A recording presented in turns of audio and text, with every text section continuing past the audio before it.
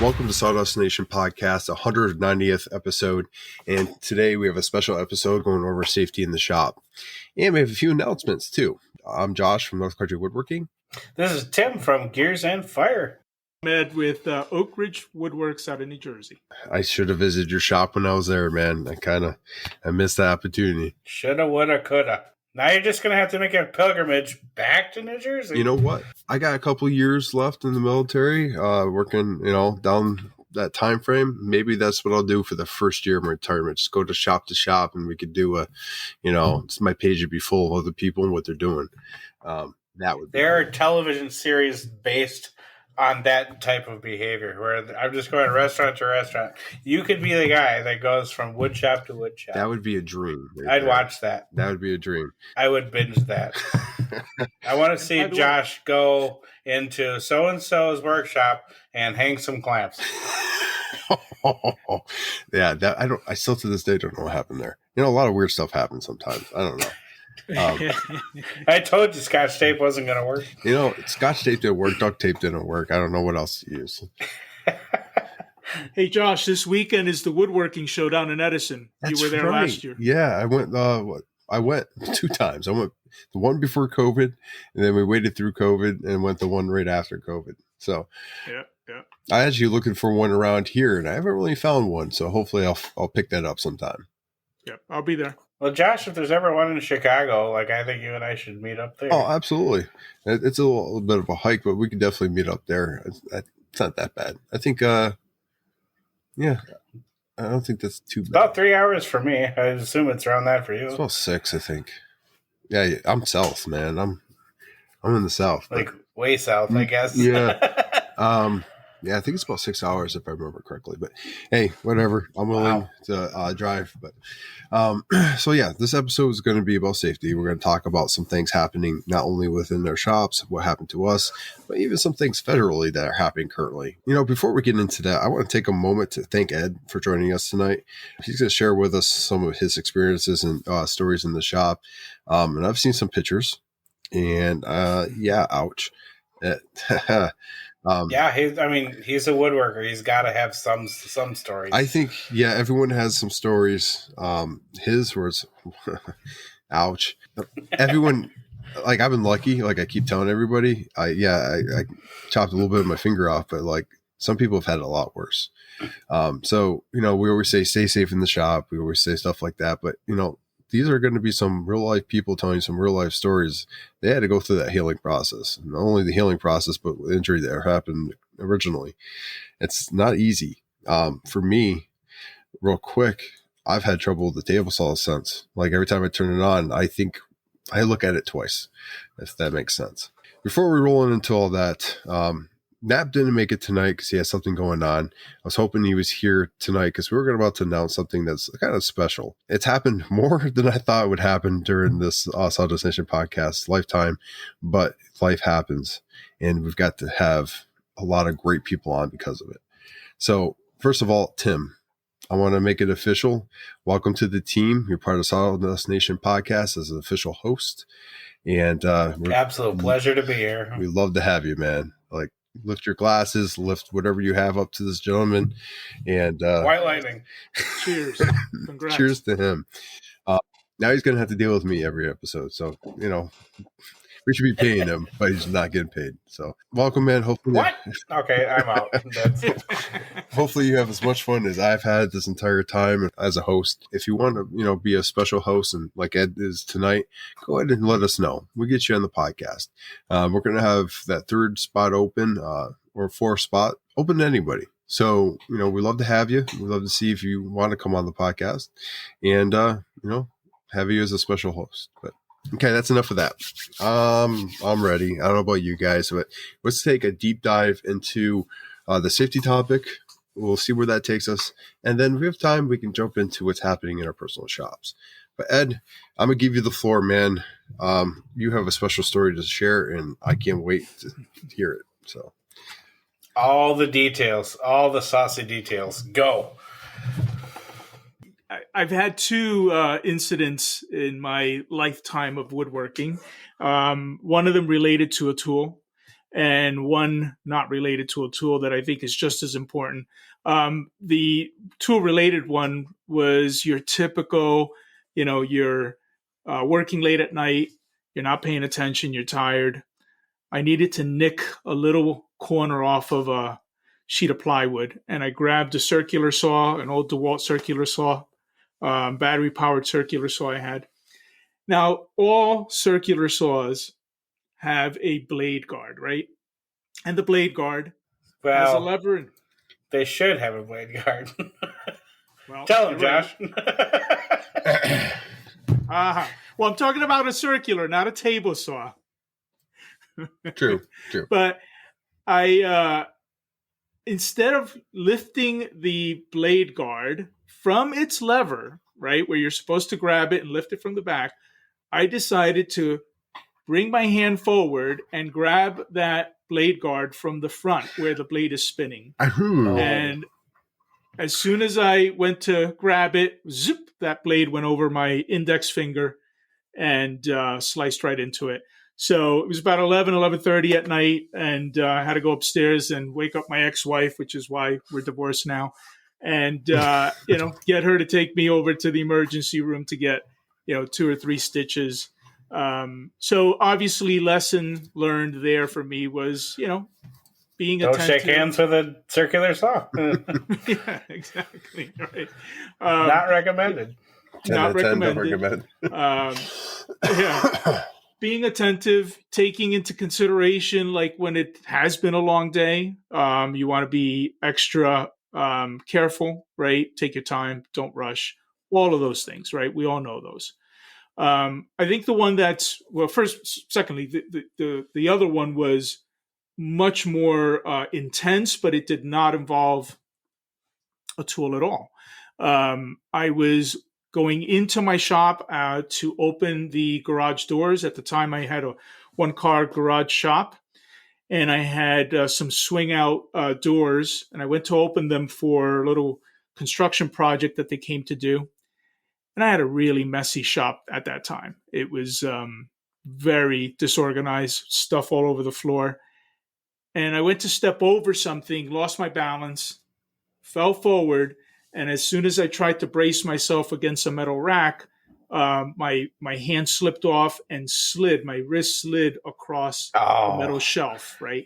It's an old Craftsman metal shelf that has an L-shaped finish at the back. So that edge. Yeah, that instance.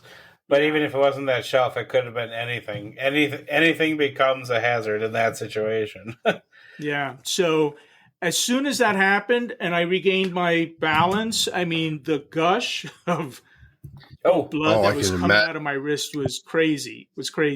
So immediately put some super death grip with my other hand over my wrist. Yep. And I tell you, there's no doubt about it that at that moment I was a bit concerned because of what I saw, the way that was coming out.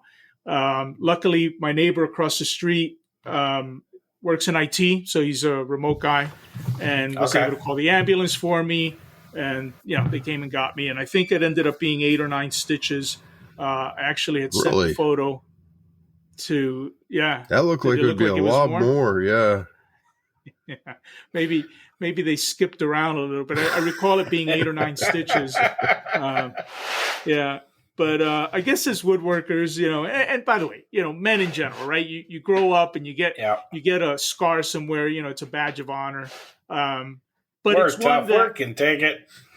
Yeah, there you go. Right. But that one just kind of screamed at it's not just about the tools, but it's also about keeping your shop tidy whenever possible, right? Yeah, when you're in the shop, what are some of the other things that can cause some serious injury? And one of those certainly can be a slip and fall into a running machine or into a metal, shelving unit like I did. Right. I mean, like I said before, anything can become a hazard at some point. I mean, inertia is the thing. If you are moving towards something that's unsafe, it's going to hurt. Mm-hmm. Exactly. Yeah, exactly. So, yeah, I mean, it eventually obviously healed and, but did give me a bit of a wake up call to, now this is going back 7 or 8 years. So if you look around and I can look to my left here and see that there's a little tidying up that I need to do again. So maybe a lesson not too well learned. But it is something that we as makers have to really consider all the time. It's not just about a running machine, but it's, looking at, everything else around the shop that can be a hazard. Absolutely. Even unsuspecting stuff too. I mean, anything with a sharp edge can cut. Yeah, that's right. I know for me, all the injuries I've sustained in the shop, like the ones I consider more severe, I guess, I don't know. It's always been one of those things where my first reaction is, can I super glue it or should I go to the ER? Have you ever done that though? Because I've seen people super glue. I sent you the photo, Josh. I don't know that I would have been able to. No, you definitely would have not. But like when I did my thumb, when I cut my thumb open, and I'm sure you guys all remember that, but I stared at it. I'm like, super glue or not? And the way it was bleeding, and the fact that like I could see certain things, I was like, probably should go. And then when I got my finger, I didn't even know I got my finger. It literally felt like it jammed my hand.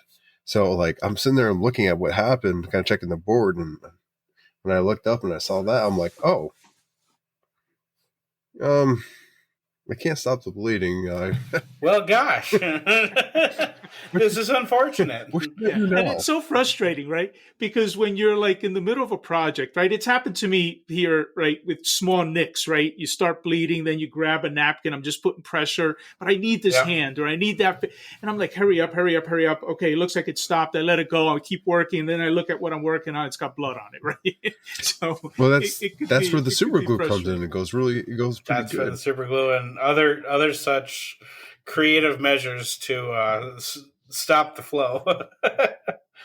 I don't know if I can try that. That's one of my pet peeves is getting any type of super glue on myself. Like I immediately I hate that sensation and I want to get it off. That makes sense. I'm grabbing, anything in the shop to wipe it all off. So I don't know if I can. I agree with you.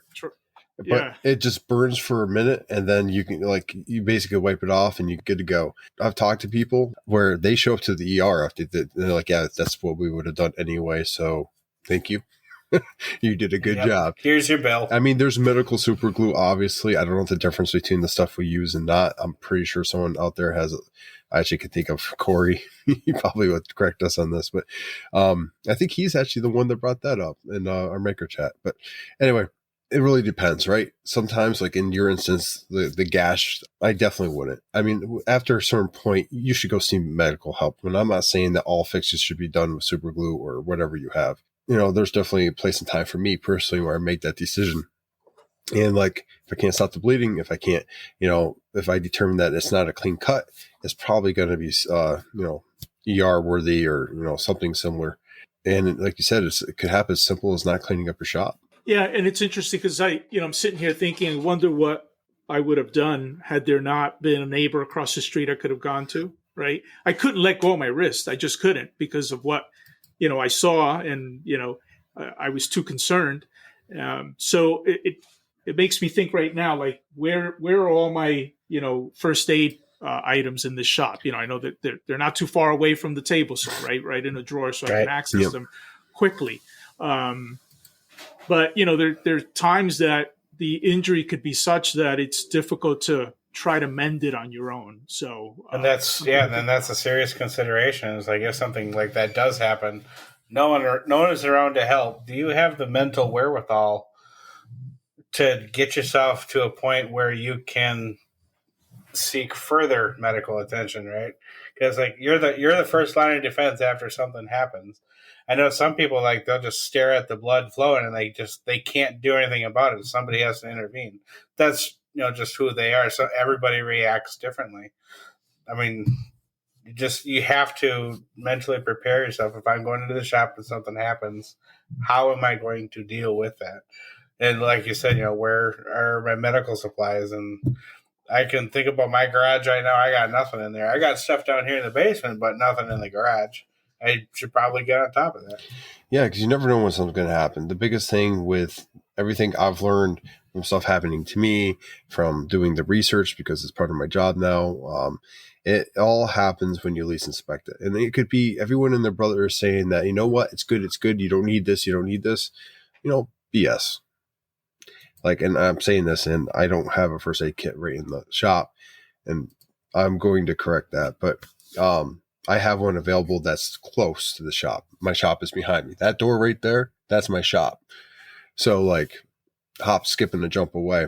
I always have it seems to be the rag, the favorite rag I have in there. And every time I get hurt, it's the same rag. And I just, and come inside, look at the wife, and she goes, "Do you need to go?" And I'm like, yes, or I'll take myself. That's actually what I say. It's probably should. But it is what it is. I mean, listen, I think for all of us, sometimes you got to almost role play worst case scenario. Like if this or that happened, right? How would I handle it? What would I do first? You know, can I shut the machine off? Most of us can. Yes, actually, that is part of it. Right. And have that at least knowledge and wherewithal to address an injury properly. Like I'm thinking years ago when this is when I was still a welder at a place north of here.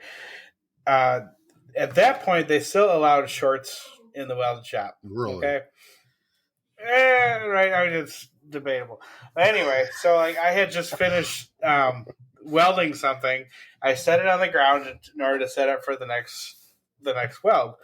Well, I had forgotten that it was there, and I backed up, and like my calf had basically gone right on top of the area that I had just welded. So I mean, I had like this big old silver dollar, like solid, almost second degree burn. So what did I do?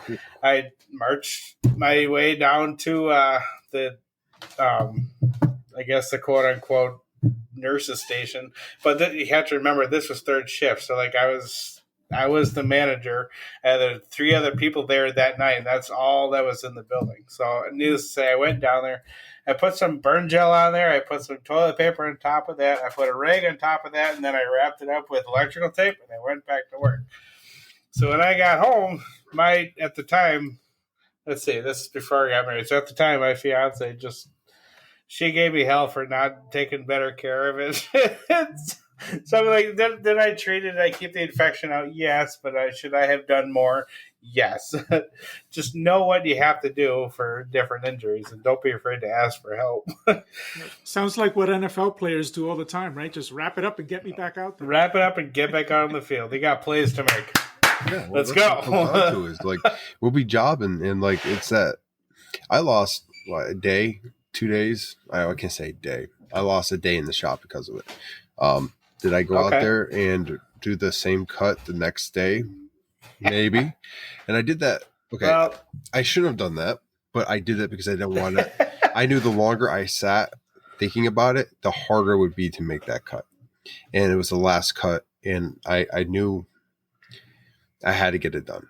Me personally. Well, sometimes you have to get back on the horse. I mean, you can't let it scare you off. You know what I mean? That's the only thing I did. I went out there, I made that cut, and then I heard the door open, and the wife was like, "What are you doing?" I'm like, "I am just looking at stuff. I didn't do anything." Nothing to see here. Yeah, move along. Pretty much. But I think wives are immune to the Jedi mind trick. Oh, maybe. I don't know. But yeah, that was an interesting night to say the least. But I think it was that weekend we left for a music festival. Like the whole festival, like she kept on like changing out my bandages and stuff like that. Like I'm half in the bag, and like she's just taking care of her poor idiot fiance.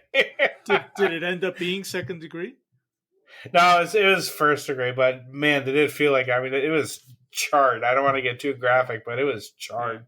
Yeah, burns are the worst. But like I said, I mean, I got a cool scar out of it and a fun story and eye rolls from the wife, so we're good. See, scars, like you said, are a badge of honor, at least for some people. For me, like I can look at most of my scars. If I remember how I got them, I'm like, oh yeah, that was a good time. Oh, I was being stupid there. No. But hey, that burn gel, it worked like a charm. Like I said, it stopped the hurting, and I think that's what helped like cure it a little quicker. That's why it heals a lot quicker, I believe. Burns are nasty though. Like I don't know if I'd rather get a cut. They are. I that burning sensation. It's just. But I was informed the next night that shorts were no longer allowed in the shop. So I wonder how that I'm happened. to blame for that one. Sorry, guys. You can look back and say, safe. Did they name that safety rule after you? Yeah, the old Robertson rule. That's the guy that says we can't wear shorts anymore. Yeah, it was an interesting time. I had lots of interesting mishaps in that weld shop, but I mean, none were nearly as bad as that. Even like when I worked at another place too that made parts for like giant paper machines. Oh wow. And this I was learning a new process day 2 on the job, right? So I got my welding helmet just piped down. So I got my welding helmet down, like, and I'm wearing my work shirt, and like there's like this triangle of exposed skin, right? So like after the day I get home, like, why does this hurt so much right here? Well, like, I had just, the radiation just absolutely fried that part of my chest. It was so bright and direct, and like I said, you don't feel it at the time. Like, you don't feel sunburn coming on. It just kind of happens until you realize later, like, holy crap, this hurts. Man. Well, so like, cover yourself. Did that change how you dressed after that? Absolutely. Learning occurred. But I mean, honestly, I should have been wearing a welding jacket to begin with, because like I remember, like, even like my work shirt that I was wearing, the radiation had actually penetrated that to a point. Like, I mean, I still had some red skin through that. It didn't hurt or anything, but there was a white patch where my name was, like, on my shirt. So like that blocked the radiation. So like I knew it had gone through my shirt. God. So how I got out of that job without a third eyeball is beyond me. It's crazy. What about in the shop, Tim, in the wood shop? Like any mishaps for you? Mostly just like really stupid stuff. Like I'm, like pushing a chisel into my hand, that type of thing, where a corner catches you just right. But nothing huge. And like knock on wood, I've gotten pretty lucky so far.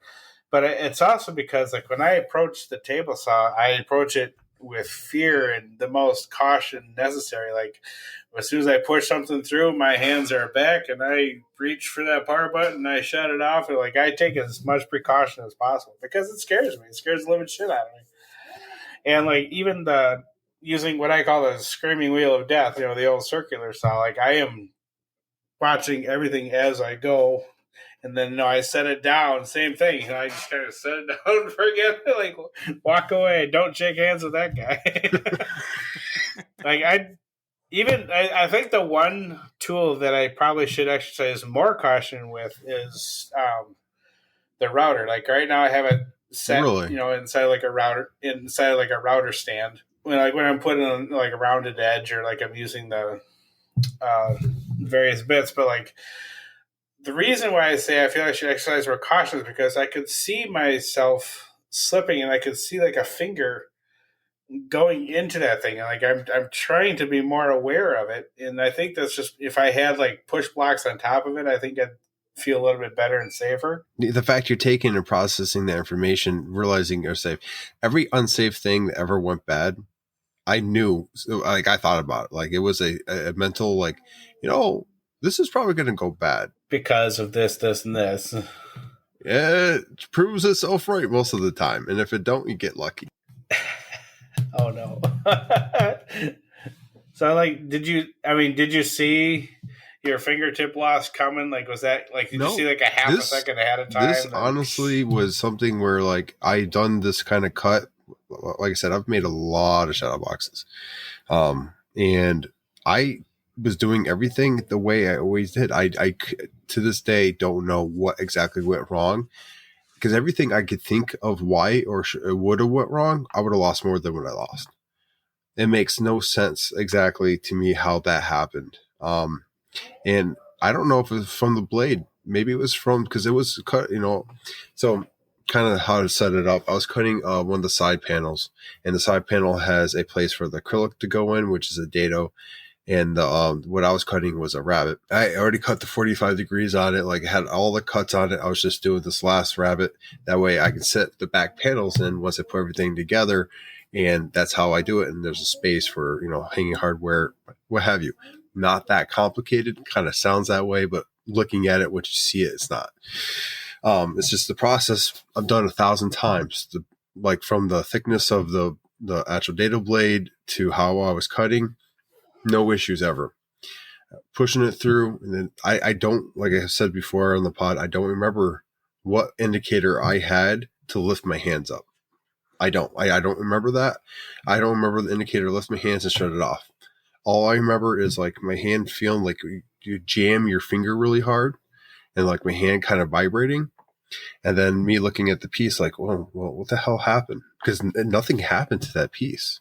It just didn't cut all the way through. You're just cutting, it sailed through just fine. It didn't sail all the way through. It felt something weird. It came back at me. It didn't, like, I don't remember getting hurt. I didn't have any bruising anywhere. It just, I don't know that middle section. And I to this day can't tell you why. All I know is, for now on, I'm going to do a couple things a little different, right? I have the gripper, you know what I'm saying? I use that thing religiously. I don't typically use it on that. Just because, like, my hand's on the other side of the blade, I have enough to hold on to it and grip it and push it through. I have, push stick there too. Like, everything normally operates just fine without any issues doing that particular method. I could have used a gripper and offset it off the dado blade, but having that big dado blade and that gripper, just that catches, you know what I'm saying? That's another issue. So is it that it came back and it pulled your hand into the blade? I don't know. I don't. Interesting. I didn't see it. Most times when something happens, you see a slow motion or something like that. It happens so quickly that, to me, it must have been when I was blinking. I don't know. Or I closed my eyes. I think something happened or a sound happened, because I literally closed my eyes. I had to have. Now, was this a dado stack or a single blade? It was a dado stack. It was a 0.8 inch. That's a lot of inertia too. Yeah. There's a lot of steel spinning very quickly. Yeah, for me, it's not the table saw. I'm not as afraid of the table saw for some reason. It's my router. I have a under table router at the end of the table saw, and maybe because I've had a couple close calls, I'm just constantly, whenever I use it, that's where, kind of like you, Tim, I can kind of almost envision, going the wrong way. And I did do that once. As a matter of fact, I have a video posted, a reel posted on Instagram, where I went in the same direction as the bit, which is entirely wrong, right? And that piece went flying in a split second across the shop, okay? And all you see is my hands kind of go up in the air like this, but it could have easily pulled my hand into the direction of the bit itself. And that's the one that I have the most respect for. I added the Jessam TS guides for the table saw, and I think that's probably one of the best investments you can do. Probably what I'm going to next. Yeah, and not that you're supposed to, but let me tell you, I can, regardless of the size of the board,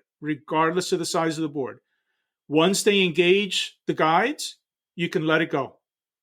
And I've done it plenty of times. I've had to walk away for a moment, and it's in the middle of the cut, and it doesn't go anywhere. Again, I'm not saying that you should do that, but I have done it. It is that reliable where it's pulling it into the fence. And, now I tend to, always keep my hands, away from the blade. I'll use a push stick whenever possible. I have the gripper also. I don't use it that often, but I do break it out every now and then. But for me, without a doubt, I mean, the bandsaw behind me, no issue with that. The table saw, no issue with that. For me, it's the router. That's the one I have the most respect for. I don't know about you guys, but whenever I'm heading towards the table saw or the router, I'm tucking these guys inside. Oh, absolutely. I take them out. I don't like I cut them out or I take them out. Well, it's cold in our garage, Josh, okay? Not all of us have fancy heat in our garage. I have a space heater. It's cold in there, so I gotta get all that stuff tucked away. That's such a good point, Tim. I was using the jointer the other day, and same thing. All of a sudden, I see my cords hanging. I'm like, oh, Yeah. boom. Yeah. Like, I don't know how many horsepower it takes to suck a man into a spinning blade, but I don't want to find out. No. Not at all. Not in the slightest. Hello Kitty Band-Aids do help. You're absolutely right. That should make everything feel better. And by the way, it's not just the cords, right? I mean, this particular sweatshirt has a snug fit to it, but I have a couple that are rather, loosey-goosey on the sleeves, right? So I see a lot of guys using a table saw and their sleeves are hanging down a little too close to the blade. And I always want to safety police, but I don't want to be that guy. It's rough. I'm torn. At what point do you speak up? Right.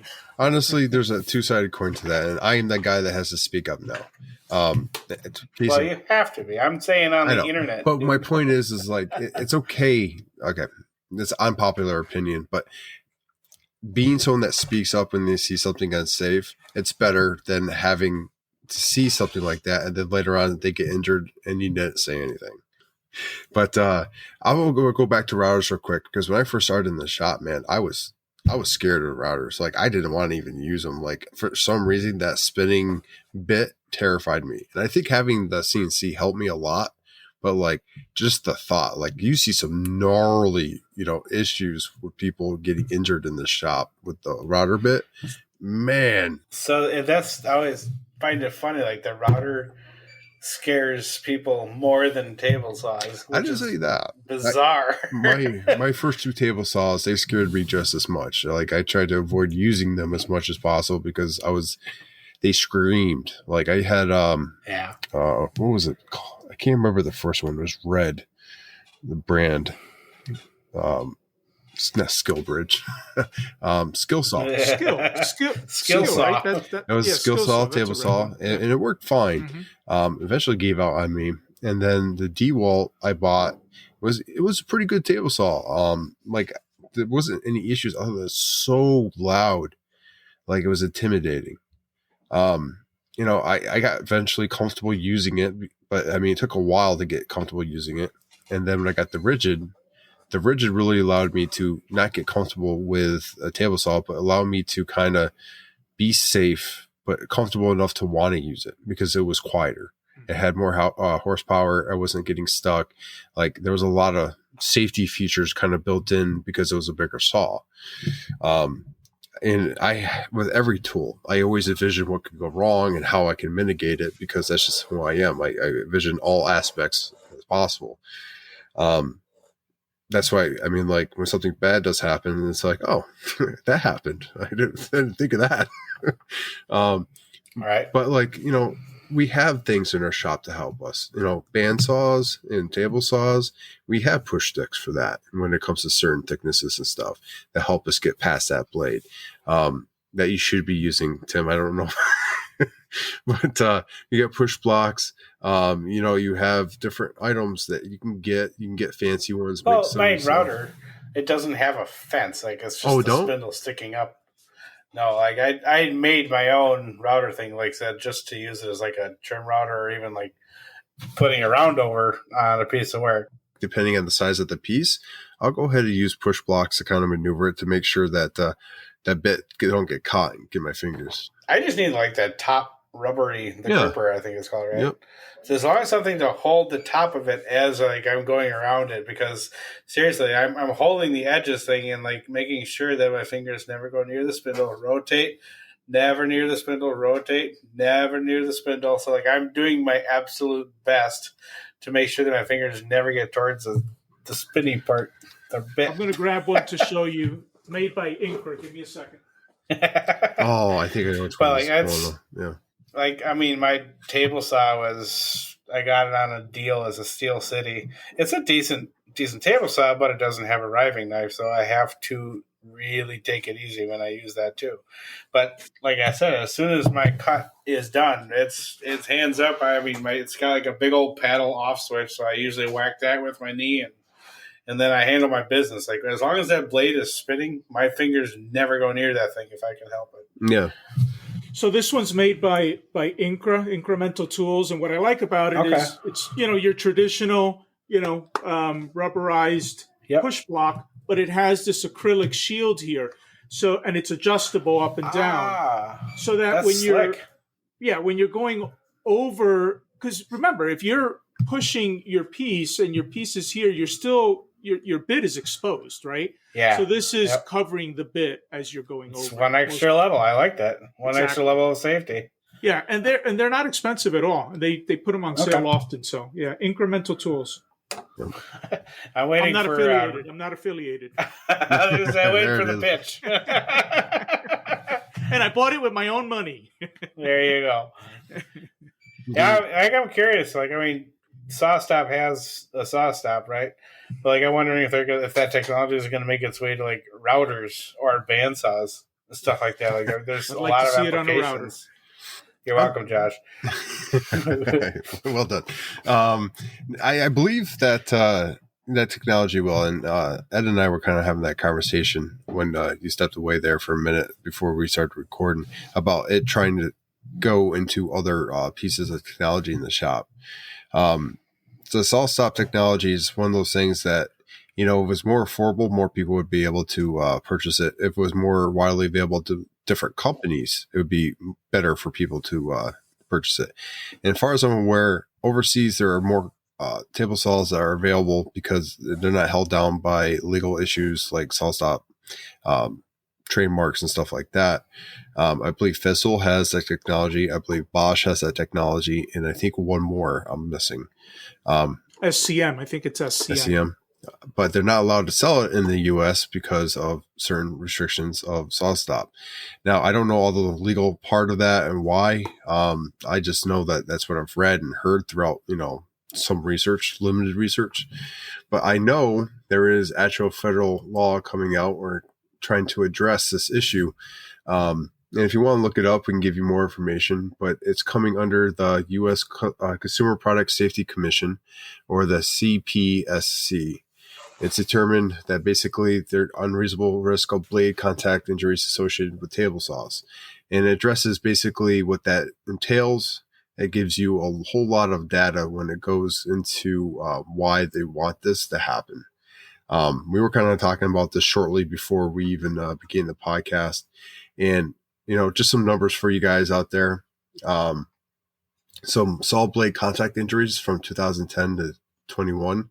We'll start off in real quick, 2 dates. 2010, you had an estimate of 30,100. It actually has been reduced in 2021, and I would assume it's probably because of certain technologies and more people getting SawStop and stuff like that.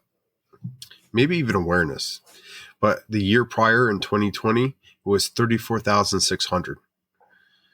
So you see a drop between those 2 years. And then they go into a trend analysis and stuff like that. They break it down pretty good in here. They go into blade contact injury estimates, injury estimate, confidence, table saws in use, how many are used, and what's the percentage of, that actually get injured off of that. A lot of information in here, more than we could probably go through. It does actually have SawStop and Bosch in here as the depth of the cup and how it could stop and stuff like that. They go into the depth of the cut and the blade height, you name it. A lot of different stuff that you can go in here and read and kind of understand why they want to make this a requirement for most table saws or all table saws to have some kind of safety mechanism that stops the blade. Just like SawStop. Now, obviously, they're not going to come into your shops to remove our table saws. But going forward, I think, table saw prices are going to be increased because of this requirement. I'm not saying to go ahead and buy up all the table saws and wait for this to happen, but it's coming. It's definitely coming. But I mean, like, the more products that will have this technology, that will also drive down the price.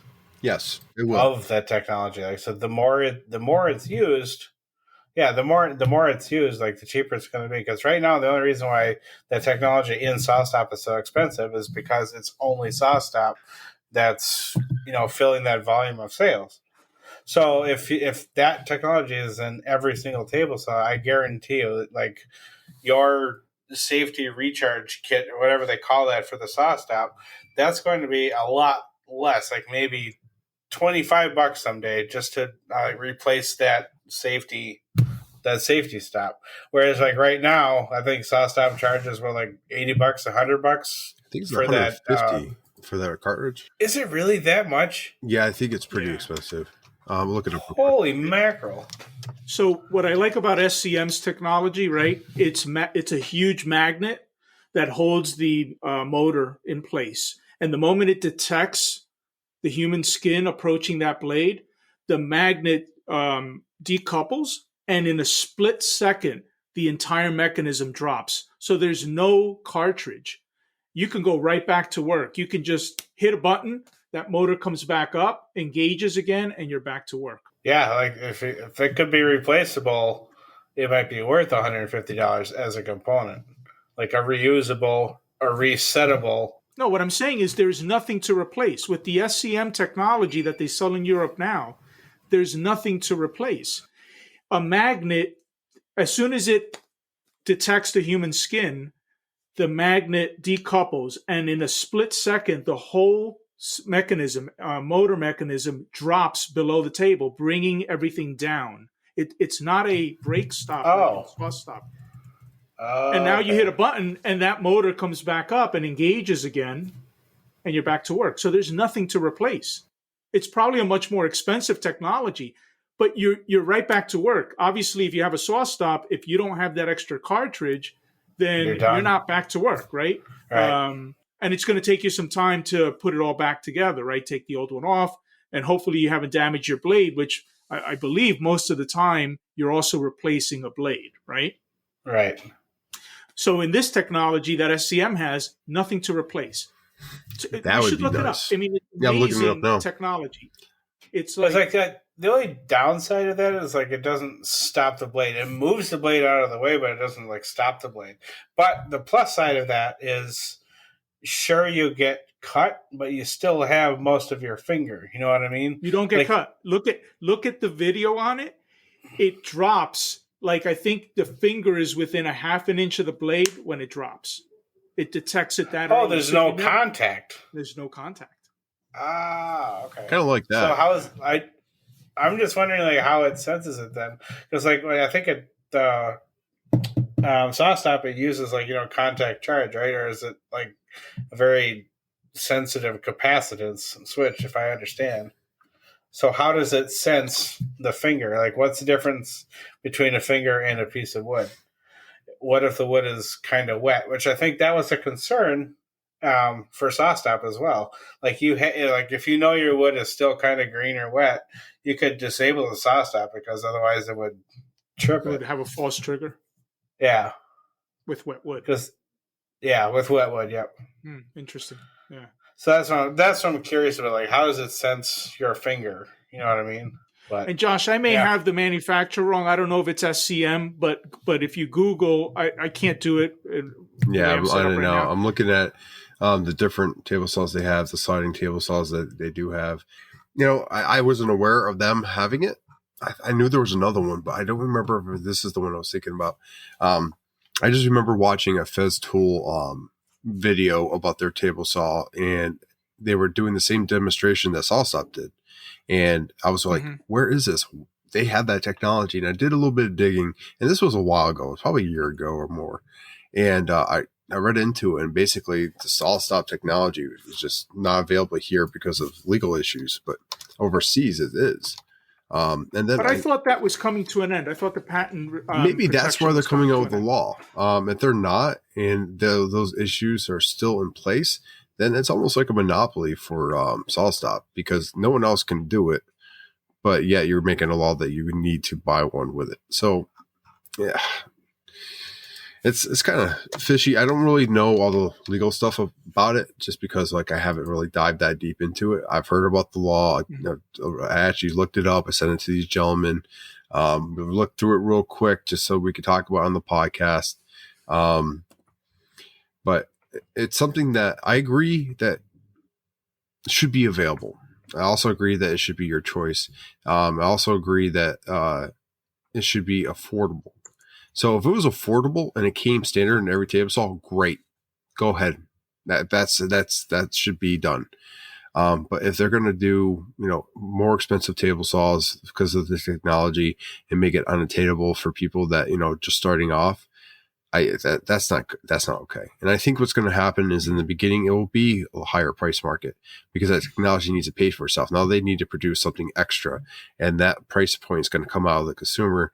And, we might see a drop in makers because of it, or you might see an increase of prices of table saws on marketplace or other places you could buy used tools because people can't afford necessarily the new, whatever that has that technology. So it's we'll see how this plays out. I mean, obviously it's kind of above us at the moment, but it should be interesting to see in the next couple of years how the technology will come out, what the price, what the market does with it. And, maybe we'll have that technology in our shops next year at this time.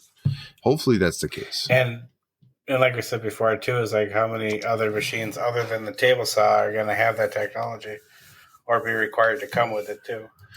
There has to be some kind of, grace period. They can't just be like, okay, now forever on, what I'm saying? I mean, there's manufacturers of stock that they have to get rid of and stuff like that, which might become cheaper. Who knows? Right. It's just because I think like when airbags came out, they didn't require every car to have it right out of the gate. It was a rollout. It has to be. I mean, I just don't see it being I don't see them being able to be like, okay, next day everyone needs to have it. It's just one of those things that's just not going to happen. But it's an interesting thought. Right. And how far are they going to go with it too? I mean, can you imagine your cordless drill is it gets too close to your other hand, then all of a sudden it cuts out. By the way, Josh and Tim, I think the company is I think it might be Felder, and it's their PCS system. Okay. That's the one. I'm almost positive that's the one. PCS. It's all based on a magnetic system, which is just amazing. I just, it's crazy. We have our researchers reaching out to us, our Patreons. They're saying that, what do they say here? SawStop is trying to appeal to the Supreme Court to extend their patent time frame, which would cause this to be an issue for a while. See, I don't agree with that. I agree. They should, I understand, their property. They came up with the tech. If they came out first, I don't know who came out first with it. But the fact that it's a safety, I don't think it should be patented to one company. I think they should get credit for it. Sure. It should get whatever that looks like, but it should be available to anything when it comes to safety. Mm-hmm. Anyone. Agreed. Well, I guess if I make this awesome invention and it is a safety feature, but it's still my invention. As soon as I invent it, all of a sudden everybody has rights to it. I, as an inventor, would have zero incentive. That's what I'm saying. There has to be a happy medium there, and I get that. I just don't know what that would look like and a fair way to approach that. Right. I want people to be safe. I don't want what we do, and I've said this before, is inherently dangerous. It's not just we're going home and playing video games, and I don't care if you do that. It's not against you. It's just an example. But if you go home and play video games, there's issues and stuff with that. But you're not dealing with blades spinning in you get your fingers caught, and you get a pin nail in you get 16 gauge nail into your thumb. Everything we do is going to hurt you in that shop. It is. You could walk in that shop. Ed mentioned it. He walked in the shop and got attacked. In honor of our guest here, consider our shop as like Australia, where everything can kill you twice. There we go. I'm laughing too because when Josh mentioned a pin nail going through your thumb, I totally forgot that I had one of those also, helping out my brother-in-law put up a door. And I shot a 16 gauge right through the thumb. It's one. Those are the kind of where you're like, ow. But I mean, it hurts. What times I remember when I first started in the shop, and I'm like, my God, my hands. Every time I turned around, there was a cut or something, and that was oh, I got a cut, or I won't even notice it, and I'll go ahead and wash my hands, or I'll put some, like cleansing fluid or something on my hands, or wipe, whatever, and I'm like, ow. And there's a It gash. just lets you know you're alive. Yeah. Reminds you that you're doing stuff. It's just like, where did I get that? I don't even remember like getting that. It's just you get used to it. And it's one of those things where, like, we talk about some of these injuries, and new makers, hopefully listening to this, we're not trying to scare you away. Our intention is to tell you that things happen in the shop. There are ways to prevent it. And you know what? You're not going to always be able to. You know what they say is if you work in the workshop or work in a wood shop, you eventually probably going to be a 9-finger woodworker. I don't have a full 10. I have 9 7/8. Yeah, I mean, like, it's an unfortunate thing because a lot of times back in the day, and I say back in the day before my time, so like Ed's time, nothing against you, man, but like the safety. There wasn't much safety. I mean, like, it was essentially, you see some of these videos, or even videos that people don't have access to some of the safety mechanisms we have. It's dangerous. You see people working with like 13-inch blade or 14-inch blade, and they're just cutting a big piece and just moving it around, and you're like cringing inside. Like those giant circular saws that they used to like cut timbers. Like, yeah. Oh my God. Right. If I blink, my leg is gone.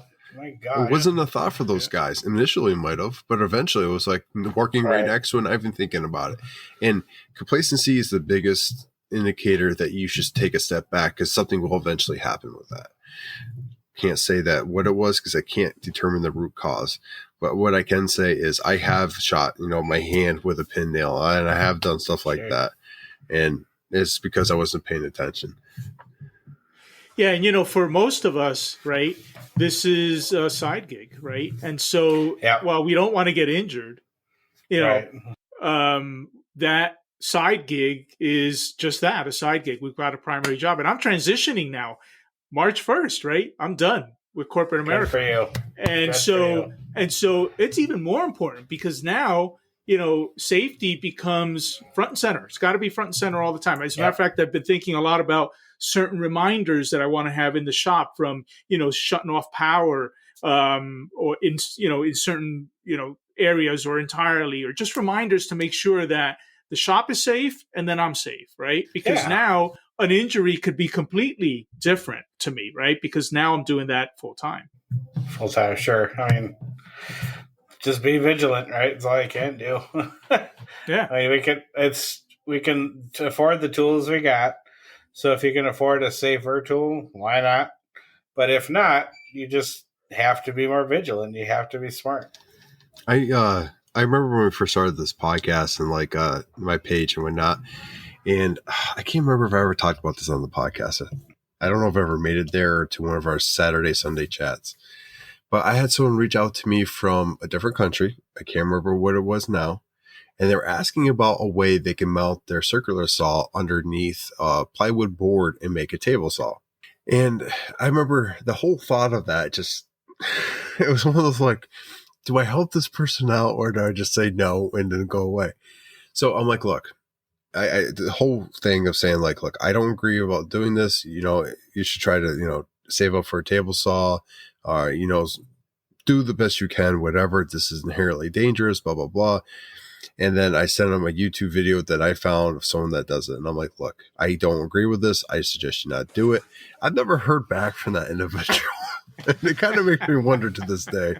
I don't know. Hopefully they never did it and didn't get hurt. But like, no, the lesson there is don't send a video that supports his idea. Well, I mean, like, if I was going to do it, contaminate the pool. It was at the time where I didn't know better. But I mean, like, some people don't have access to the tools that we have. They either can't afford them, they can't get them, or the knowledge, and they're going to do what they need to do in order to make things happen. Because you know what, regardless of where you are, what circumstance, if you're a maker, you're a maker, and you're going to do that. That's in our blood. We invent stuff to make things happen daily in the shop. But my thought process behind that is like, if I don't send him the video and he might not read any of my warnings. If I send him this video and I warn him and I warn them that this is dangerous, at least they might be more careful than being like, oh, I found a YouTube video, finger. You know what I'm saying? Like, that at the time was my thought process. Yeah. And I think what's wonderful about the time that we live in, right, with all of the social media outlets out there, is that you've got so many people that don't have any qualms about posting an error, right? Posting a mistake they made, because we're all human, right? And I appreciate seeing those because it opens my eyes a lot of times to things I might have not thought about, right? And that's part of the reason why I posted the one where that piece flew off of the router table, right? And that particular reel did very well. It got a lot of likes. It got a lot of views. It kind of ran for a while. And I remember one or two guys jumping in there complaining about, somebody like me posting a video showing people how to do things the wrong way. That wasn't the intent. The intent was to make everyone aware that when you're not thinking, when you're not paying attention, and you accidentally do something the wrong way, this is what can happen, right? Luckily, nothing happened to me, but I was this close to having my finger run over the bit, right? So I appreciate those that don't have a problem posting their own mistakes and kind of those, hey, look what can happen type, videos. So like that one gal, she's doing her interesting cut on a saw stop, and she was like turning into the blade, and all of a sudden it caught, and the saw stop did what it's saying. Did you see that one? She got like 22 million views on that, like within like a course of like 4 days or something. People should post that.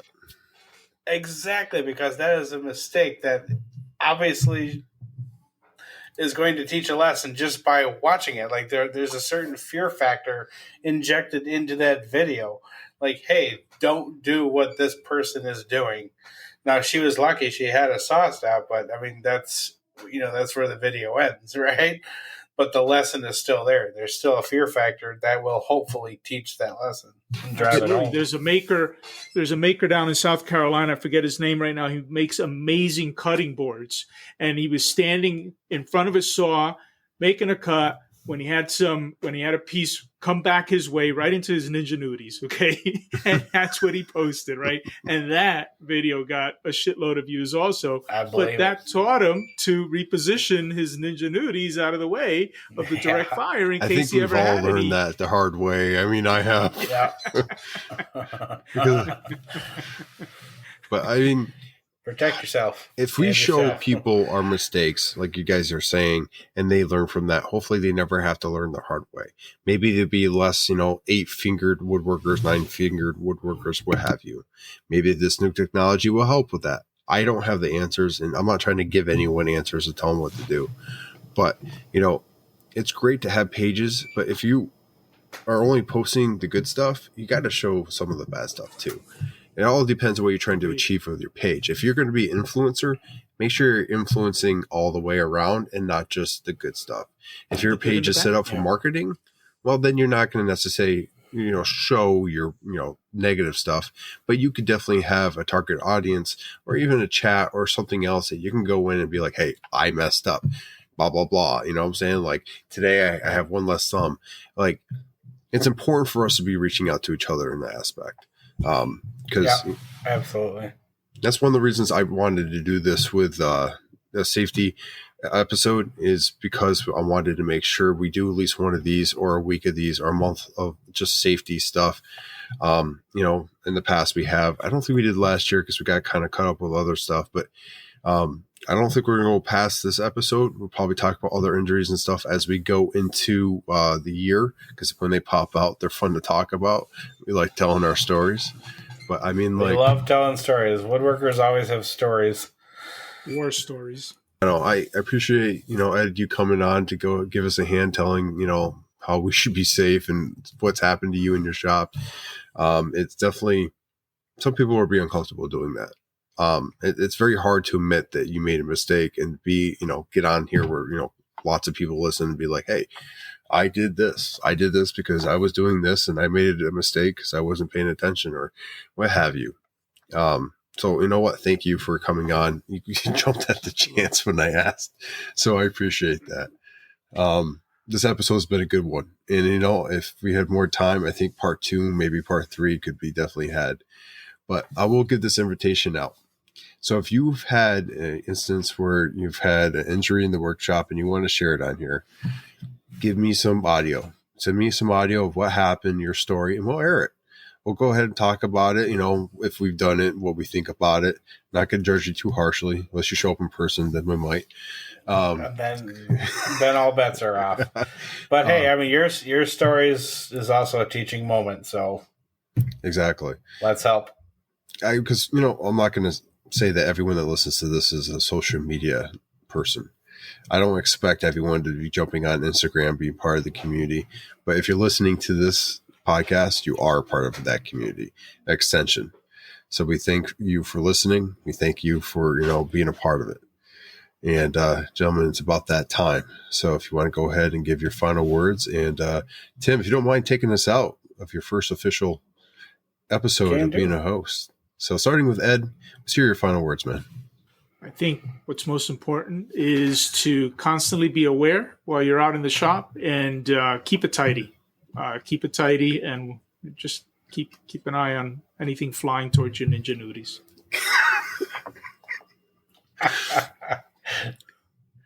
I think we have a episode title right there. We might. I think the Australian one was fun too. I might incorporate that. Yeah. So let's see. Final words. Keep your fingers where they belong, on your hand. And we joke around about it. We joke about the injuries. We joke about things that have happened. But it all could be more serious. And just be thankful every time you leave that shop and you have all your parts and you didn't get hurt. Just keep in mind how dangerous what you're doing out there is. It's not hard to just look up woodworking injuries and see a whole entire page worth of just blood and gore. So that's not a rabbit hole anybody wants to go down. No. Stay safe out there. Go make some sawdust, and I'll talk to you next time. Yeah. And like Ed said, just be vigilant when you go into your shop. Everything can kill you. So an ounce of prevention is a pound of cure, right? So just make sure that you keep a sound mind when you're out in that shop. This is the 190th episode of Sawdust Nation Podcast. So, Ed, thank you for joining us. Josh, as always. And this is Tim from Gears and Fire saying thanks for joining us, guys. Always a pleasure. Sawdust Nation Podcast. Out. Oot.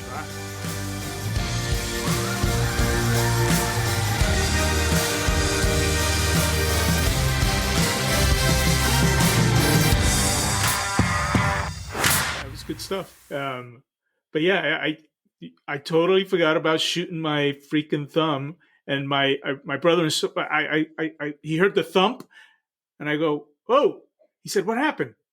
Don't worry, let's finish. We finished putting up the trim, and then I come out, and he's not much of a handy guy himself, and I'll send you that picture one day. That's a funny one, but.